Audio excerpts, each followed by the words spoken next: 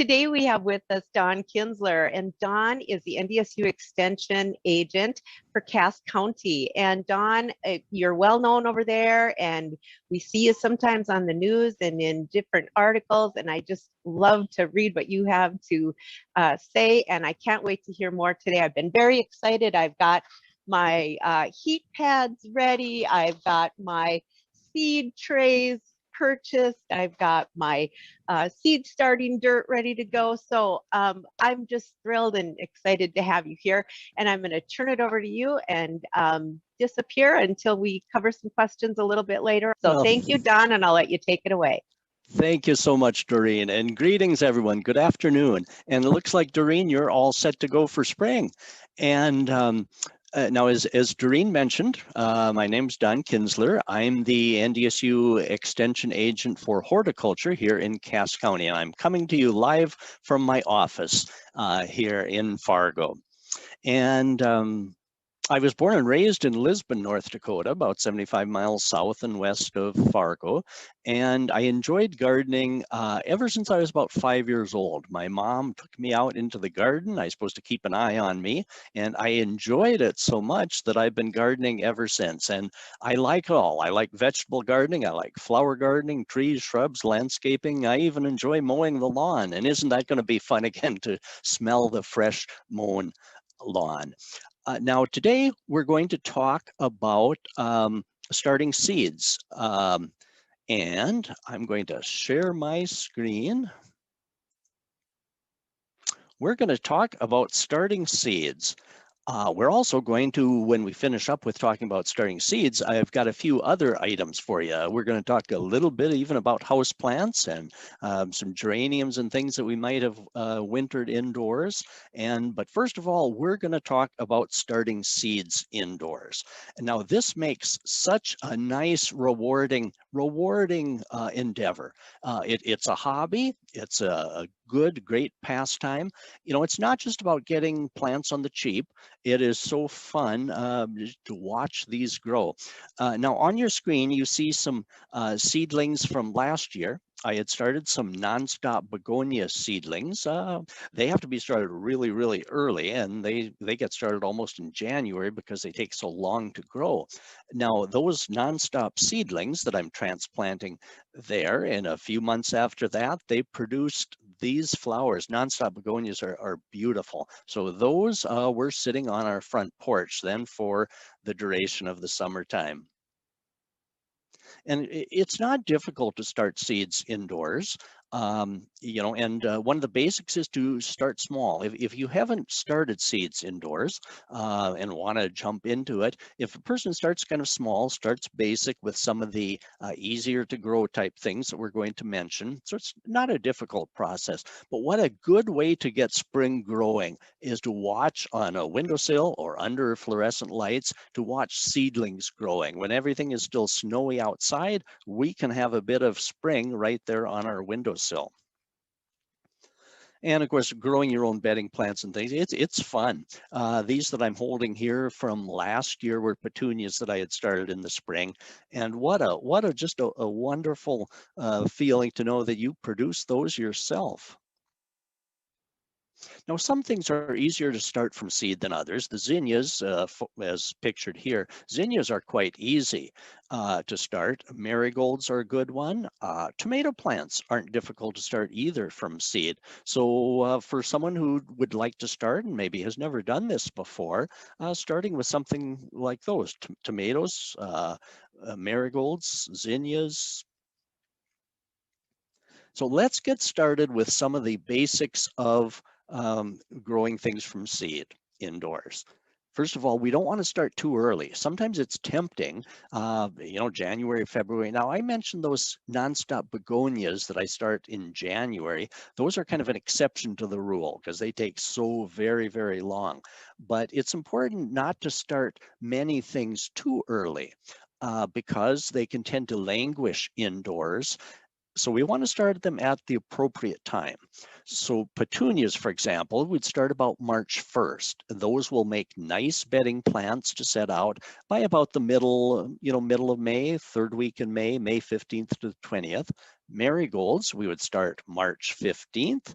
Tomatoes is a popular one for starting, and tomatoes should be started only about April 1st. The tendency, the temptation is to start earlier, but tomatoes, by starting April 1st, you produce a very nice, husky, well-grown greenhouse quality plant that's ready to be set out, usually around May 15th to May 25th for those. And the zinnias, about April 15th, they grow really, really fast. For the materials to get started, garden centers have a good supply, kind of an array of materials that get a person started. So your locally owned garden center is a good spot to shop. Now, there's lots of options for starting seeds, the trays that we would use for starting seeds. There's different types there that you see, but notice down on the right-hand side, look at how that is similar to the other types, and that's of course the leftover container from a rotisserie chicken. But notice how it has the clear dome, similar to the other bottom type materials. So a person can certainly repurpose a rotisserie chicken container. And now I'm going to show you one of my favorite containers for starting seeds. And those are the clear containers that come from either the deli or the bakery section of the grocery store. And the ones photoed here are not these, but I enjoy getting donut holes, you know, the little round, you know, donut hole centers. Some of our grocery stores here in Fargo sell those donut holes in a kind of a rectangular clear container that is just perfect for starting seeds. And of course, for materials like these, we need to punch holes in the bottom for drainage with either a drill or a nail hole. Punch, you know, half a dozen or so holes in the bottom. But these work absolutely ideally for starting seeds. You have that little dome that you can keep on. That will keep the moisture and the heat in. And then once the seeds start to sprout and germinate, then you can remove that top. Well, of course, there's some novel ideas too that you see on Pinterest, such as, you know, starting seedlings in eggshells. Now, I've never tried this. A person would want to be sure that you poked a hole in the bottom of those eggshells. I see one of those that looks like it has some water puddling up on it. So I do think a person would need to be really, really careful, but kind of a novel, unique idea. Now, does anybody other than me have a whole bunch of cell packs and trays that are piled up in your garage? This is not mine, by the way. But, you know, many of us have some leftover trays like this that we can repurpose and reuse. Now, we should, it's best to sterilize those before we use them with about 1 part Hilux bleach to 9 parts water dipped and then rinsed in clear water before we reuse those. But, you know, many of the things like this, you know, you hate to throw them away in case, you know, you might need them for something someday. So when we get our seed tray selected, and we're going to talk about mixes in a minute, but when we get our seed tray selected, it's best to only put one type of seeds or plants per tray. Now here you see tomatoes, zinnias, and marigolds all being seeded, but it would be better to use more small trays. The reason for that is each of the seed types germinates at a different speed. And if these are coming up at varying times, it's more difficult to deal with because once the seeds start to sprout, we should remove them from the heat source and get plenty of light. So it's better just to put one seed type per seed tray and use more small seed trays. And labeling with the seed type and the date helps too. If you put the date on, then you kind of know most things will sprout in 5 to 7 days or so. So we kind of know when to expect it if we've recorded the date. Now, why should we plant seeds in a seed tray like that? And then we have to transplant them individually out into cell packs or other pots. Why don't we just cut out that labor and why not seed directly into the final cell pack? and cut out that labor? Well, there's a couple of good reasons why we don't do that. If you start your seeds in a smaller seed tray, you can baby along that seed tray that's newly seeded. You can give it a good warm spot, and you can give it a very good light as they're coming up. Whereas if you've seeded that same number of seeds in a bigger, wider area of these cell packs, you have to give that whole area a good warmth, and you have to watch it. So usually what happens if you direct seed like that, the seedlings tend to be spindlier and just not as strong. When you transplant seedlings, you know, when you grow them in a seed tray and then you need to individually transplant them, that process imparts transplant vigor to the seedlings. For example, tomato plants, you can sink them down in a little bit on transplanting, and that helps to create a stronger, more sturdy stem, less whippy and spindly. So the transplanting process makes a better plant. There are, however, a few types of things. Oh gosh, before I move on, look at these. These are seedlings, seed trays that are grown in a commercial greenhouse. Look at how nice and uniform, and those are all ready to be transplanted into cell packs. For 25 years, before I started in extension, or I should say back in extension, right out of college, I was with extension. Then my wife and I bought a nursery greenhouse business in South Fargo, which we had for 25 years.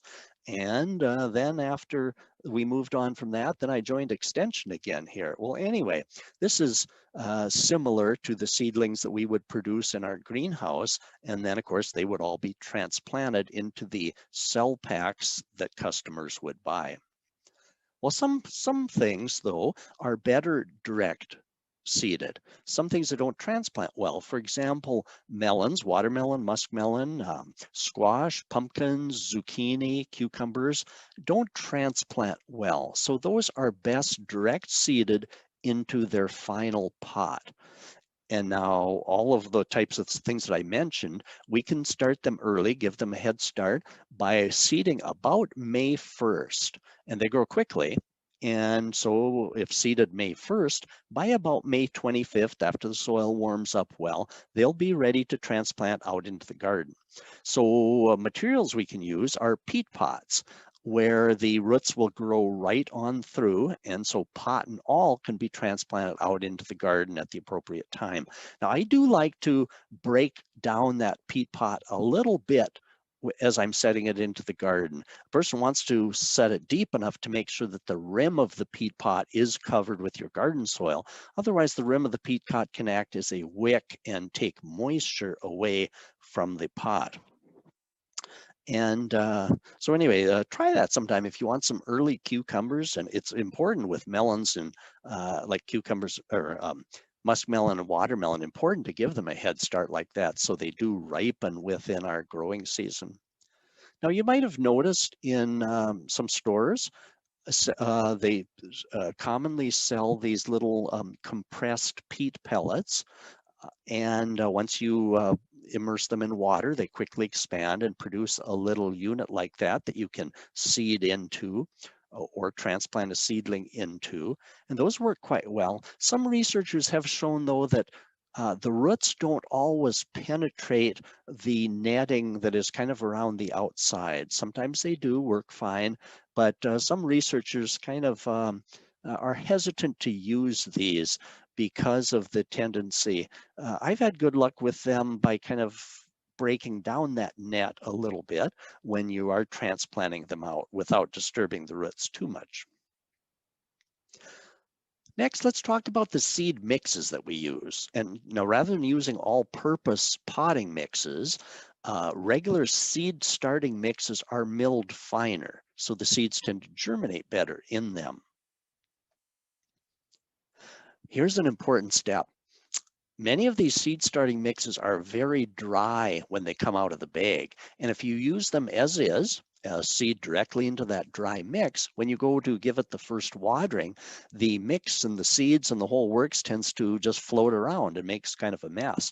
So what I found works really, really well is to open the bag the day before you want to use it, add some water, and then mix it around really well by hand. Not so that it's muddy, but just, add a little bit of water, mix it up, maybe add a little more so that it's a nice mellow mix, and then close the bag up and leave that just saturate and mellow for the day, and then use it the next day. Very easy to use then if it's moistened before using. Then whatever tray you're using, fill it up to the top. You hear this gentleman's filling up the tray, but keep it going. Fill it all the way up to the top, because after you water, it will settle a little bit. The higher the soil profile in that tray, the more rooting room that those seedlings will have. So do fill up the seed trays. Now we have a couple of options for seeding. We could make little rows. That works well, like with tomato plants. Or you could broadcast the seed. That works well too with tomatoes. I guess for most of the seeds that I start, I prefer to broadcast them over the surface rather than planting in rows, unless you are planting a lot. Now, there's little rule of thumb as to whether you need to cover the seeds that you're planting.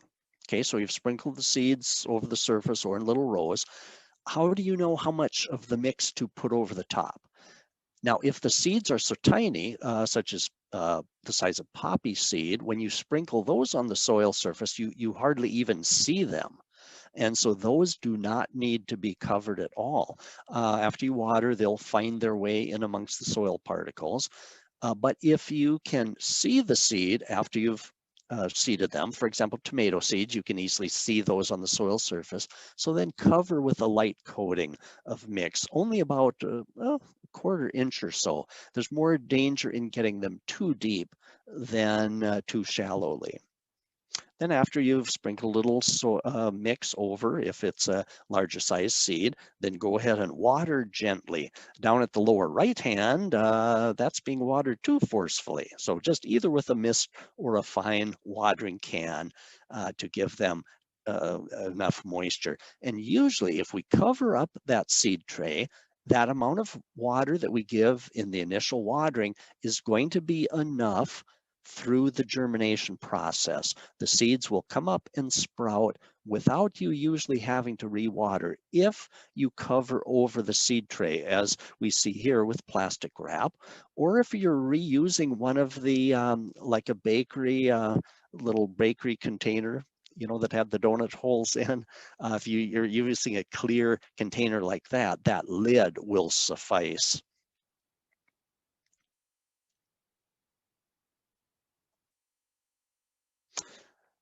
So once we've seeded and once we've watered, the next important thing is heat. Most plants, most things need a good warm temperature of 70, 75 degrees or so, and you can really boost the germination with the heat pad. Now, Doreen mentioned she had her heat mat all ready to go. Now, these are readily available at garden centers or ordering online. Some of them have a thermometer like you see in the lower part, but most of the heat pads, even without a thermometer, or thermostat, I should say, are calibrated so that they give kind of the right amount. Now, if you look at those seedlings that are coming up, I mean, good germination, but there's something wrong with those. They're stretching for light.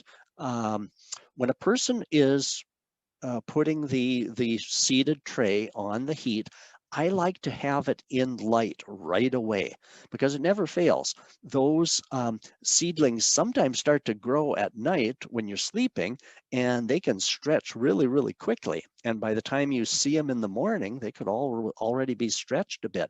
So I like to, after seeding, after watering, get it on the heat mat, but I like to have it in the light source right away, whether that's in a window or I grow all of our things under fluorescent light. We'll talk about that in a minute, but I enjoy growing them under fluorescent lights. And so I put the newly seeded tray immediately under the light. So when they start coming up, then they're going to get the light they need instead of stretching like that. Now here are some seedlings that are coming up, and you see they're starting to open up without stretching too much. And so you can kind of tell if plants or seedlings are receiving enough light if they are getting stocky without stretching. Notice these are either cabbage, cauliflower, or broccoli, or it looks like maybe kohlrabi by the label. Notice how they're coming up, and they're going to be nice, stocky little seedlings. They're being grown under fluorescent lights, and they're getting adequate light. Here are some seedlings that are not. They're stretching, and which is the first indicator that they're just not getting enough light. And that can be a common problem with starting plants indoors. That's why I like growing up under a simple fluorescent light fixture. Now, even a sunny window can have some problems because when the sun starts to come up in the morning, it maybe doesn't hit that window directly. And of course, as the sun passes, it might not hit either. So even a window that is on the south side sometimes can be tricky. But hopefully you've got a very nice large window or maybe a patio window that faces the south side. A patio door works beautifully. But anytime someone says that their seeds are getting a little spindly, that's usually the case. Just not enough light. Look at these tomatoes growing beautifully under fluorescent lights. And tomato, here's an example of those that are stretching a bit versus those that are more compact. Now, these that have stretched tomato plants, of course, can be planted deeply once you put them in the garden. So those would not be a loss, but it would be nice if they were more compact. Now, I mentioned growing plants under fluorescent lights. Here are a couple of different setups, and notice that the fluorescent lights are on chains so that you can raise and lower. The chains should, or the lights should be only a couple inches above the seedlings so you can raise them up as they grow. Now, both standard fluorescent tubes as well as LED lights both will work for growing plants. Notice these light fixtures are the ones up above are not adjustable. So trays were put under the trays of seedlings to get them closer to the lights. And under the lower photo, you can see how closely the seed tray should be to the fluorescents. Here are some petunia seedlings that I started last year that are nice and ready for transplanting. And these tomato seedlings are ready. Now, notice the first leaves that came out. Those are called the cotyledons or the seed leaves. And the seed or the leaves that are forming on the inside of those are the true leaves. So when the true leaves start to form, that's a sign that they're ready to be transplanted. And here you see me transplanting some tomatoes last year.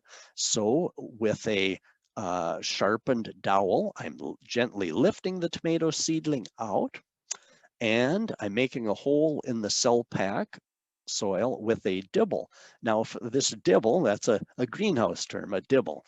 And what we also made these out of a dowel that's about 5 inches long and then sharpened to a point. Makes a wonderful dibble for transplanting. So making a hole in the soil of the cell pack, and then gently inserting the seedling, firm the soil around the roots, and you can plant them down in deeper than they were in the original seed tray. That helps. In fact, I would have liked to have gotten that seedling down even a little deeper would have been fine. And here I'm transplanting those petunia seedlings.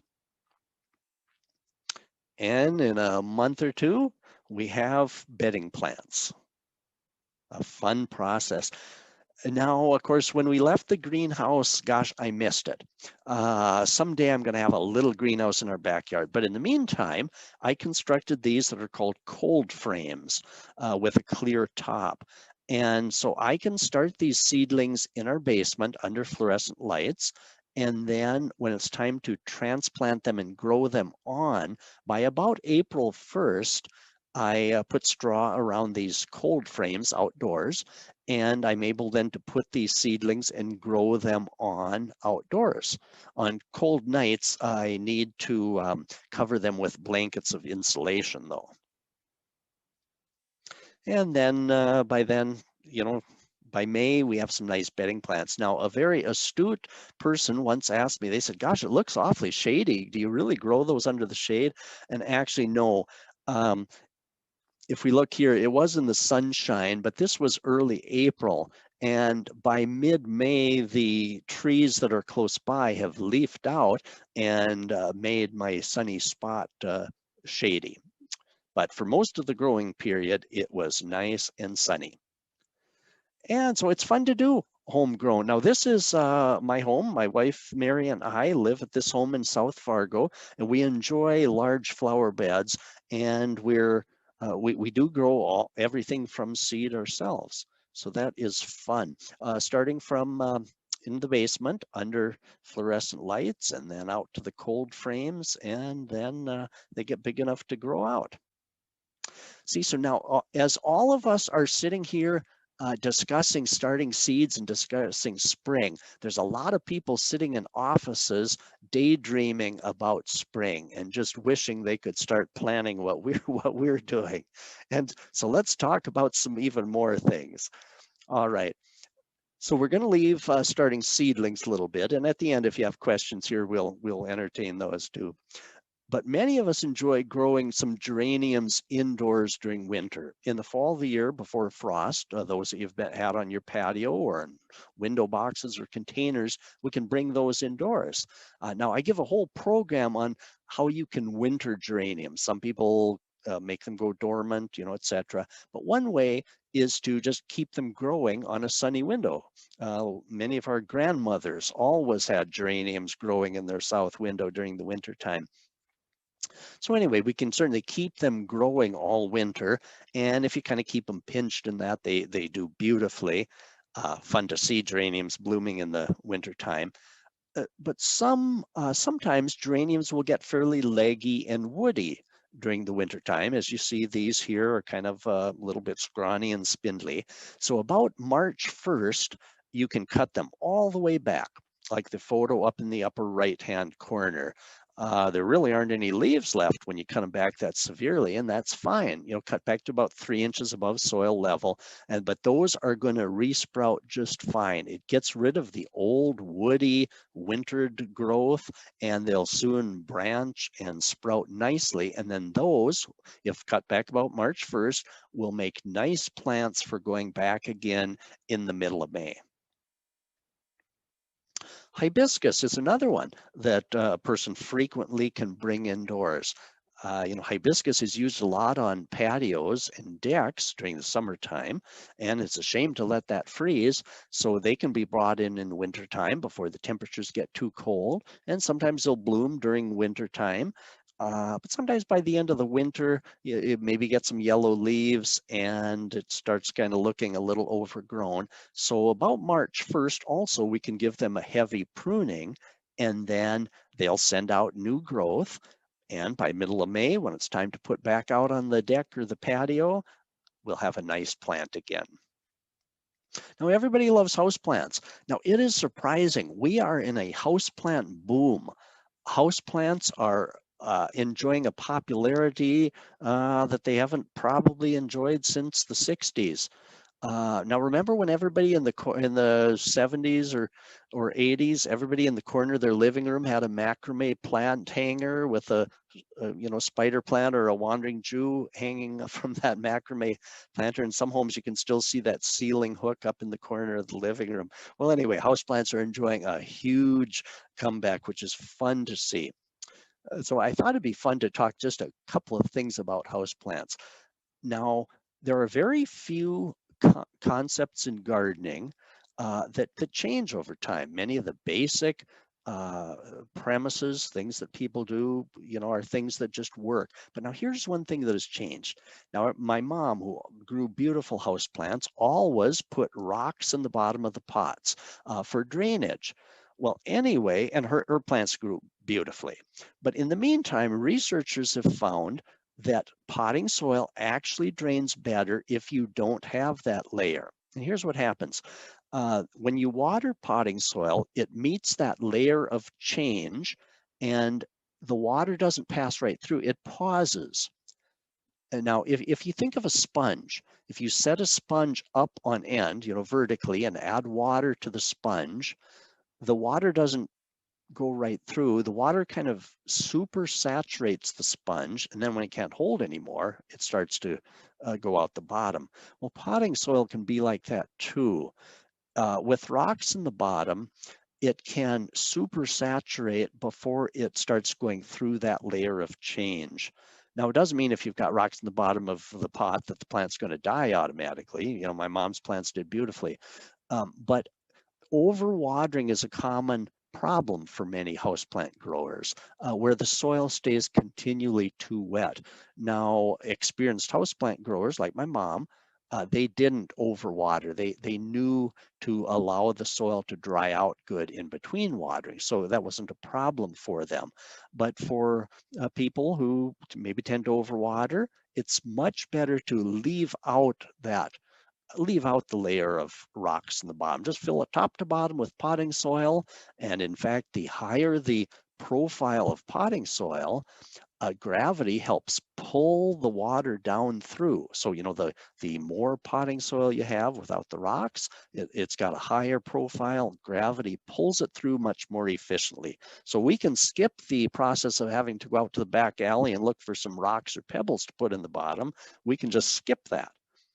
We don't even need a coffee filter or a diaper or anything else in the bottom either. We can just forget all that and just use high quality potting mix. Fertilizing plants.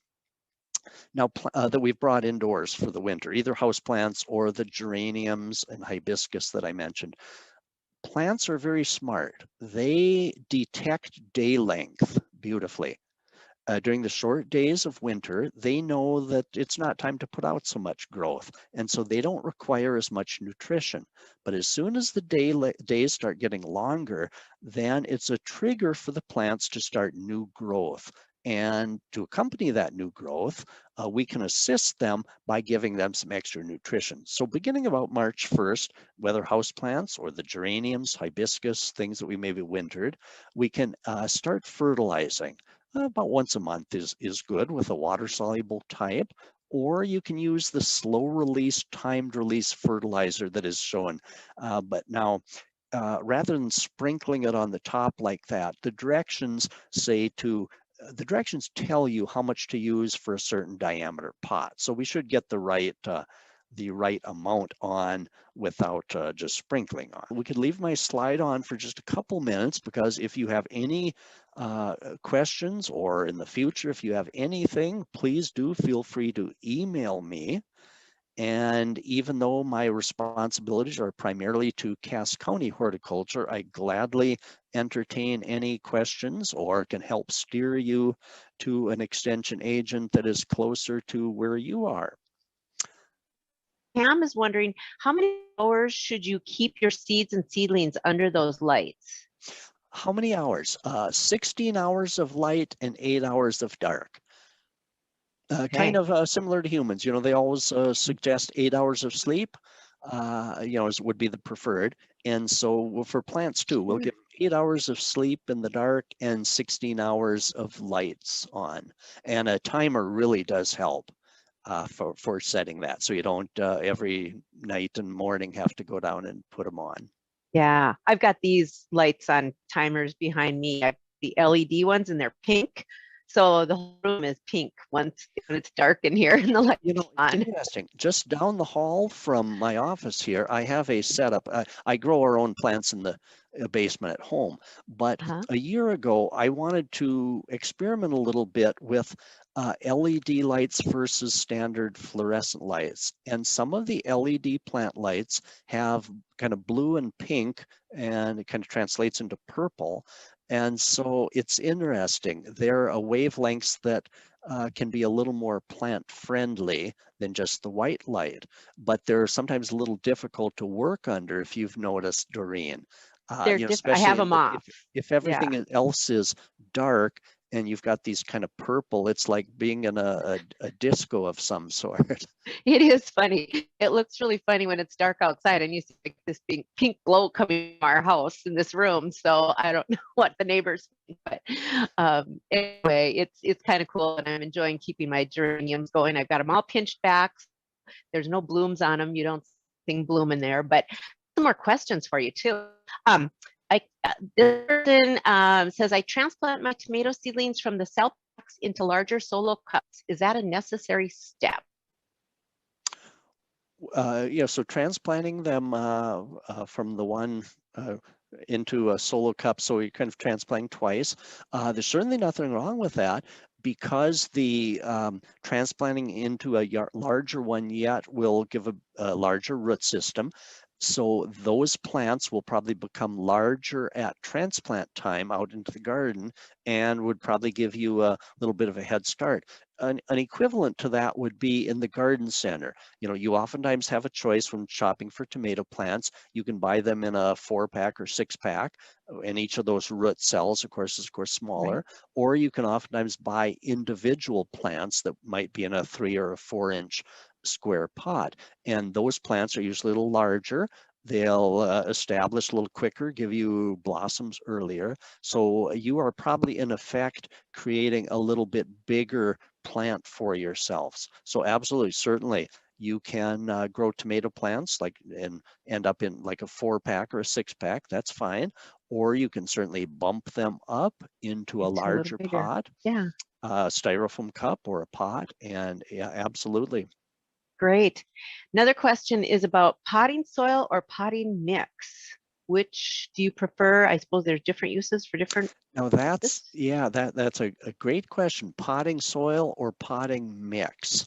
Now, for indoor, or really for any container, it really should be the potting mix. Now, what's the difference? Hmm.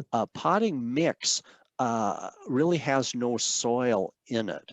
Potting mixes are primarily peat moss or compost, sometimes composted pine bark, and usually an aggregate material such as perlite or vermiculite.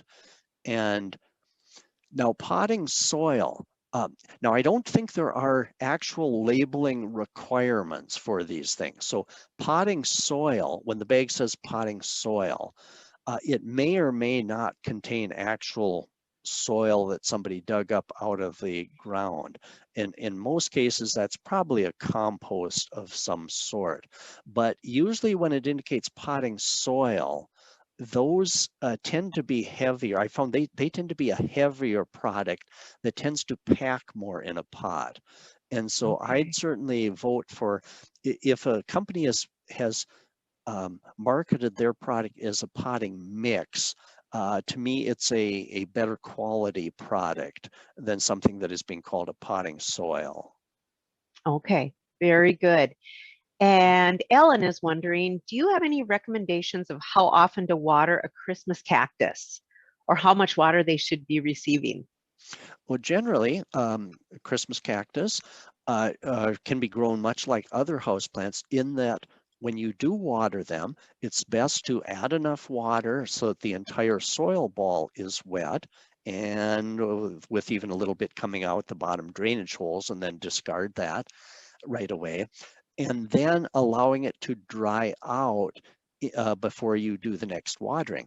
And so a good way to tell, well, how do you know when it's dried out enough? Good way is to insert a finger up to the first finger joint. And if you can feel a little bit of moisture at the fingertip, there's enough moisture there. So wait a day or so, even if the surface looks dry, give it the finger test. But if if a finger inserted up to the first joint feels no moisture at the tip, then go ahead and water Okay. enough so that you water the entire soil ball. Now, overwatering a plant means we keep it continually too soggy.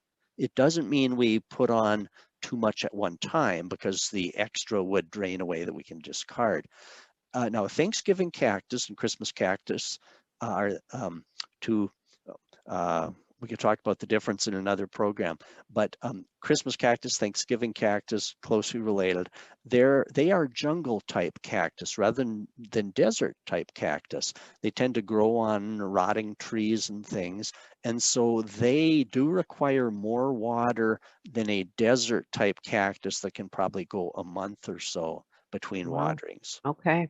I have a key lime tree and that thing just doesn't need much water at all. I water it like every 2 weeks and just soak it really good, it says, and that's what that thing needs. But That they're brings up all the good question too, is how often do we water plants? Once a week, once every 2 weeks? There's not really, it's very difficult to create a schedule because it depends on the pot size, depends on sure. how much the room, how warm the room is, but we should really check the plants on a schedule, give it the finger test, and then see if it Hmm. needs watering. But not always water on a schedule, but do check them on a schedule. Yeah, I've got one of those testers too, so I Oh, moisture they're tester, and fun. I kind of do that a little bit, but I'm not sure about that all the time. But we have some more questions. Here's one from Bob, wondering about planting columbines from seed with seed from outdoor existing plants. What month should you start them indoors? He's got some columbine seeds from outdoor existing plants. Oh, how cool! Keep them going. Yeah. I like Uh, that. Yeah, Columbine, you could get a head start. They'll seed themselves and come up, but you can get a head start on plants. And let's see, we are looking, today is what, the 17th. I think I'd get those started over the next week or so. Oh, wow, I think I would. cool. Many of the things that take a little bit longer, when we start approaching March 1st, we can get those things started. I mentioned petunias as March 1st. Petunias are very tiny seed. And so I think Columbine you could get going really about March 1st. And then as they grow, you could bump them up into larger pots, start them out maybe after they germinate, transplant into a cell pack, a 4-pack or so. And then if they grow really well, you could bump them up into a 4-inch pot, and you'd have a really good plant for planting out middle to the end of May. Awesome. Well, I'm excited. I'm going to be planting some petunias this year too. So I'm looking forward to that. So that's March 1st. I've got all kinds of notes here. So this is awesome. I have another couple questions here for you. What is the best, least expensive place to buy lights, and do standard shop lights work? Do I need to use one warm and one cool bulb? Is the question from Pat. Yeah, the plants that are the lights that we have in our basement are standard fluorescent shop lights, because we installed those before the age of the LEDs. I'm Sure. going to I'm going to start LEDs though, transferring to LEDs. But anyway, fluorescent shop lights work well. If you can find a warm white and a cool white tube, that's the preferred. It gives a little broader Oh, spectrum of light. And LEDs. But since LEDs are fairly new, we're still experimenting kind of, how close do you put the LEDs? There's a difference in how many, what's the light term? I'm trying to lumens? think of, not watts, but Lumen? lumens. Yep, how Okay. many lumens. So it depends on how close some of the LEDs need to get. So sometimes you need to experiment a little bit. But yes, standard fluorescents work beautifully. Energy savings, the LEDs are probably the way of the future. Sure. Okay.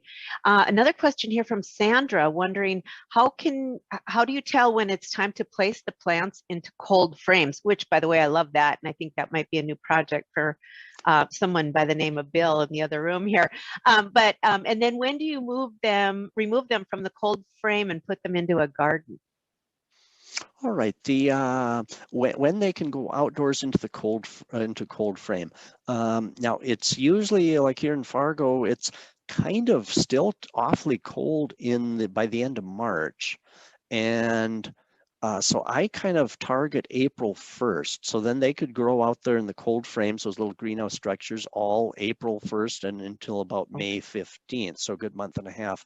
I'd like to start them the end of March, but I kind of worry if it doesn't, if it's too cold, Yeah. it's even hard to insulate them enough. So I shoot for April 1st. Then they've got a whole month and a half to get really nice and husky. Now, when to Cool. transplant things outdoors, I look at a 10-day window for most of North Dakota as being the prime 10-day window for planting things out in the garden.